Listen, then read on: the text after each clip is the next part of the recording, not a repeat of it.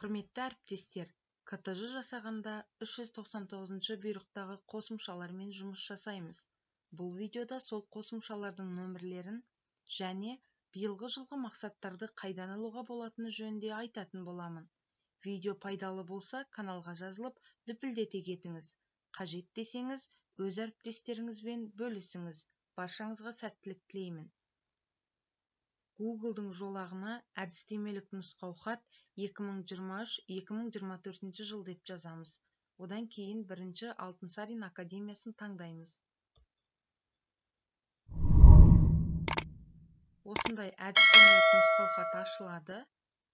Оны өзіңізге жүктеп алсаңыз да болады, немесе осы жерден оқысаңыз да болады. Біз қазір оқу батырмасын басамыз.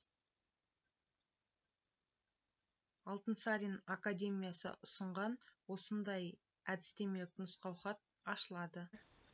Мына сілтеменің үстінен басатын боламын, және бұл сілтеме жоғарғы жақтада да бар. Сілтеменің үстінен бастым. Мінекей, осындай бізде парақша ашылады. 399 бұйрықтағы өзгерістер мен толықтыруларды енгізу туралы деген.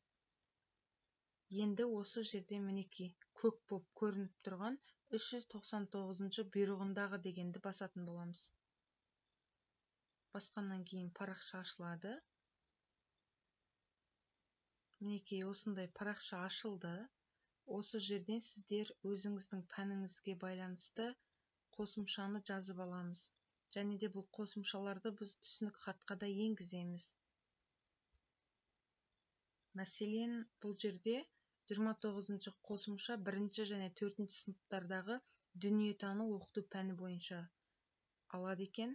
Одан кейін міне 35 қосымша 5 және 9 сыныптарға арналған қазақ тілі оқыту пәні бойынша оқу бағдарламасы және оқыту қазақ тілінде. Соны басамыз, одан кейін осындай ашылады. Бұл жерде біз мінекей 5 сыныпта 3 сағат, оқу жылында 108 сағат.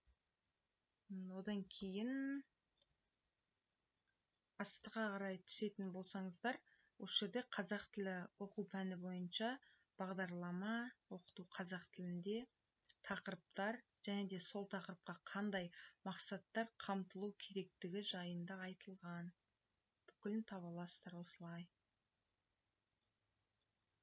Назарларыңызға рахмет. Видео ұнаса каналға жазылып, лайк баса кетуді ұмытпаңыз. Рахмет.